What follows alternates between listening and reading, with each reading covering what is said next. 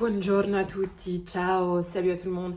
Je vais vous parler aujourd'hui de l'attaque du son. L'attaque du son, c'est très important car c'est elle qui va déterminer toute la phonation, toute votre voix d'une certaine façon. Donc il faut qu'elle soit bien faite. Or, malheureusement, en chant, il y a une bonne façon de faire et une mauvaise façon de faire.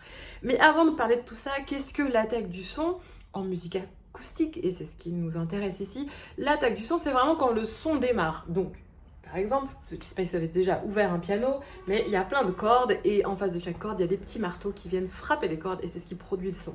L'attaque du son, c'est vraiment quand le marteau frappe la corde et que le son se produit. Vous voyez?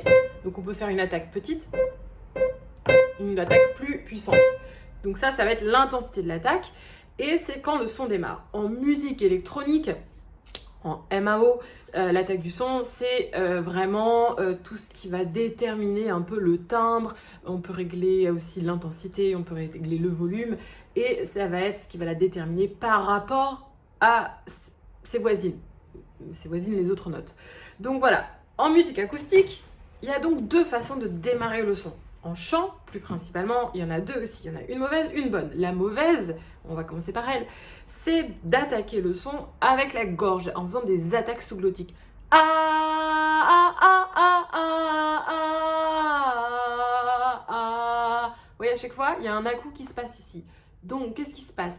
Je développe des tensions là, dans la mandibule inférieure, dans ma mâchoire. J'appuie ici en chantant. Et qu'est-ce qui se passe? Ça empêche le son d'accéder au résonateur et ça empêche le son d'avoir un beau timbre éclatant et rayonnant. Ça fait un son un peu assourdi, un peu avalé, un peu sourd. Oh, vous voyez? Donc, pour enlever toutes ces tensions-là, déjà, il faut arrêter d'attaquer le son là.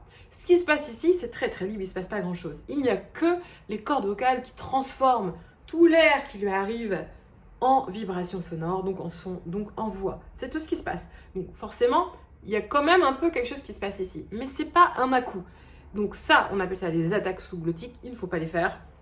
Il faut absolument les changer en attaque diaphragmatique. Toujours, on en revient toujours au diaphragme. Vous savez, le diaphragme, moi je le dirai jamais assez. C'est vraiment le muscle le plus important pour les chanteurs.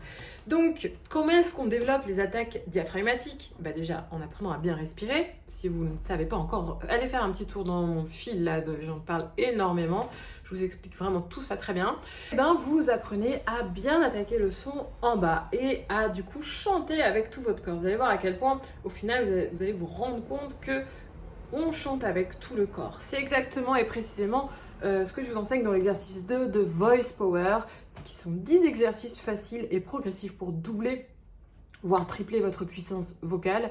C'est ma nouvelle formation. Regardez un petit peu en bas si ça vous intéresse, il y a tous les renseignements nécessaires. Je vous dévoile plein d'exercices secrets que je n'ai jamais dévoilés ici. Et voilà, il y a juste une promotion qui se finit dimanche. C'est aussi ce dont on parlera dans les lives que je commence dès lundi. Alors, il y aura donc un thème par soir. C'est tous les soirs de 18h à 19h, du lundi au vendredi. Donc, je vous ai lancé un défi. Vous venez chanter une chanson si vous êtes chanteur. Donc, ça peut être une composition à vous. Ça peut être une reprise. Donc, il faut essayer de faire en sorte que ça dure 1 minute 30 max. Et vous chantez une chanson et puis moi je vous fais un diagnostic sur votre technique vocale. Je vous dis qu'est-ce qui est bien, qu'est-ce qu'il faudrait améliorer si vous voulez avoir une voix plus belle, plus puissante, plus rayonnante. Et voilà, je vous donne un petit peu une feuille de route en échange. Si vous êtes comédien, vous venez avec une tirade, vous venez avec un texte et puis vous la jouez. Et puis je vais de la même façon vous donner des astuces, des techniques pour placer mieux votre voix, pour développer plus de charisme et puis pour servir l'émotion aussi.